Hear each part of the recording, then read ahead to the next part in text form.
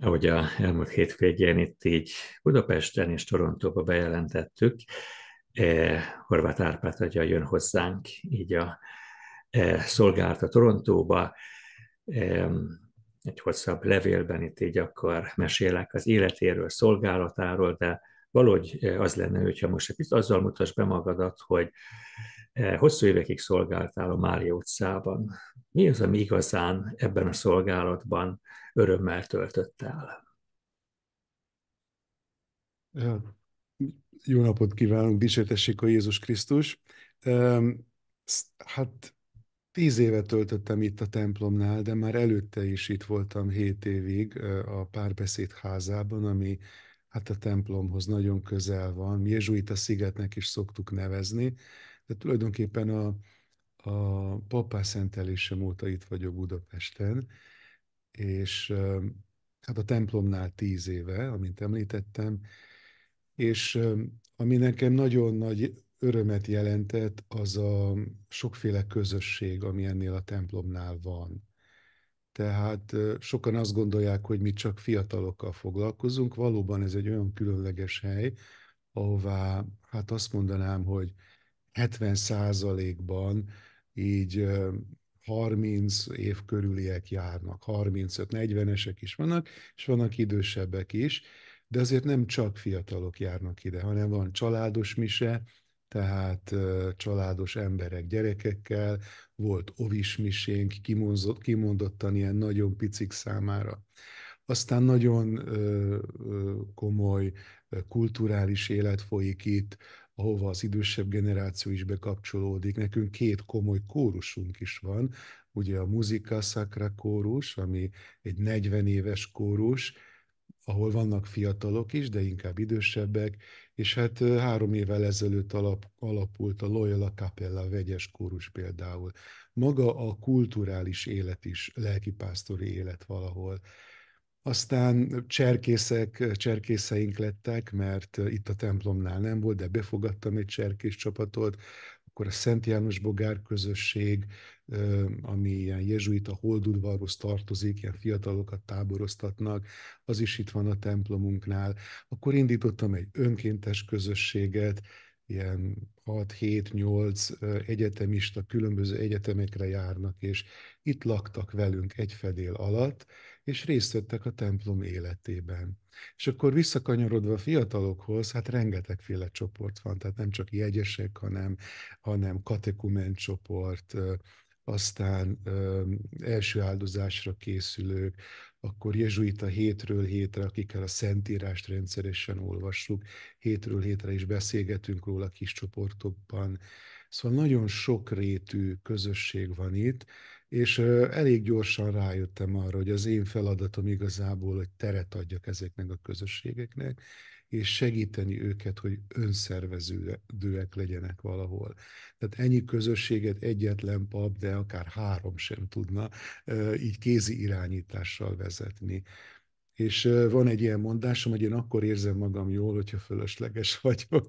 Persze a papi szerepemet nem lehet helyette, vagy papként mi, amikor jelen vagyunk, akkor vannak dolgok, amiket csak papokként mi végezhetünk el, de a közösségi élet szervezésében tulajdonképpen az a jó, hogyha ezek önjáróak lesznek, és sokszor volt ilyen idézőjelbe tett fölöslegességérzésem, ami mindig nagyon jó érzéssel töltött el, hogy tulajdonképpen felnőtt emberek módjára vezetik ezeket a közösségeket. És az én feladatom meg az volt, hogy elmenjek, mosolyogjak, imádkozzak, jelen legyek, az áldásomat adjam, azt néha kérték is, vagy gyakran kérték is, tehát a jelenlét az egy kulcs szó, azt gondolom, egy plébános életében jelen lenni, és én ezt igyekeztem. És minden, ami nem kimondottan papi feladat, azt úgy igyekeztem átadni a megfelelő embereknek. Talán még annyit itt, hogy nagyon érdekes tapasztalat volt számomra, a megfelelő ember megtalálása. Ha van egy szervezet, és ott vannak olyan emberek, amelyekre részfeladatokat rá lehet bízni, és az tényleg odavaló ember, az roppant nagy kincs. és ezeknek a megtalálása is egy nagyon fontos tapasztalat volt számomra. Úgyhogy most, amikor elmegyek, az az igazság, hogy nagyon sok ilyen jó embert hagyok hátra, és emiatt sajog a szívem, mert hogy együtt dolgoztunk, és nem csak munkatársak voltunk, hanem barátok is valahol. Akkor ezt nehéz otthagyni, de akkor tudsz örülni azért, hogy jössz ide, tudsz örülni ennek a váltásnak. Tehát azt kell mondjam, hogy ugye én voltam most kint húsvétkor, a húsvéti időben 19 napot Kanadában, és azt kell mondjam, hogy engem roppant levett a kanadai közösség a lábamról, úgymond. Tehát nekem nagyon-nagyon érdekes volt, amit ott láttam. Ott is a sokszínűség, tehát úgy indult a 19 napos ott létem, hogy mindjárt egy szavaló versenynek voltam az egyik bírája. Volt ott egy kislány, aki negyedik generációs, és simán beszélt magyarul, és szinte akcentus nélkül. És ez engem annyira megérintett. Ugye én délvidéki származású vagyok, és engem hogy a szórványban, a határon túl élő közösségeknek milyen fontos a gyökerük, a kulturális gyökerük, az identitásuk, ez engem nagyon megérintett, és ezt sokszor láttam Kanadában. De nyilván nem csak ezek a nemzeti dolgok, hanem ott is a sokszínűség, a cserkészek, a maga az iskola, aztán a minisztránsok, a formálódó angol nyelvű közösség, de meg voltam néhány családnál, családlátogatáson, Guelphbe is elmentem, ezek nagyon szép dolgok. Azt kell mondjam, hogy magyarországi viszonylatban is, ahol van vagy 2000 plébánia ebben az országban, a torontói plébánia még ilyen viszonylatban is példaértékű, az az igazság. És ez nagyon megérintett. De hogy milyen érzéssel megyek el, én annak az érzésnek próbálok helyet adni, hogy ugye én egy jezsuita szerzetes vagyok. És egy jezsuita szerzetes életében, még általában a papok életében, ez ez egy nagyon fontos erény, a szabadság arra, hogyha kell, akkor megyek. És most vasárnap volt az evangélium, ahol Jézus azt mondja, hogy menjünk át a túlsó partra. És úgy éreztem, hogy ez a menjünk át a túlsó partra, ez most nagyon oda talál, ez most személyesen nekem szól, hogy ezt Jézus nekem mondja, hogy gyere Árpi, menjünk át a túlsó partra. Sok ember volt ott Jézussal a partnak ezen a felén, követték őt, meg akarták érinteni a ruhaszegét, meg hozzáérni, meg gyógyítani, meg a szemébe nézni. Igen, és Jézus mégis azt mondja, menjünk át a túlsó partra. Valami, egyrészt azért is, hogy a tanítványaival legyen, meg az, hogy ne ragadjon bele egy helyhez, ne kötődjön túlzottan, ne csak ott legyen.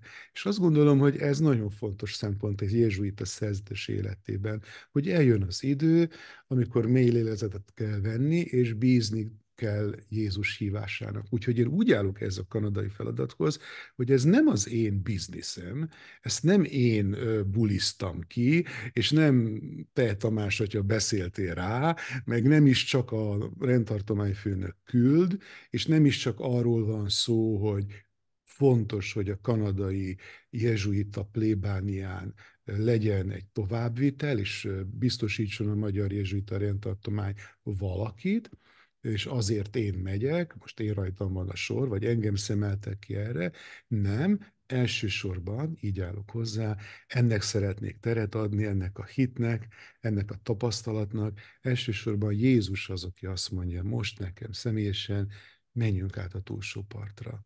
És ezért megyek. És ezért nagyon jó szívvel megyek. Ez egy nagyon jó üzenet, nagyon szépen köszönöm, várunk így, és vannak ezt kívánom mindenkinek, hogy ezért a Jézusi hívásnak a meghallásáért, a szabadságáért imádkozzunk ezen a nyáron is. Találkozunk, Isten áldjon! Köszönöm szépen, Isten áldjon benneteket!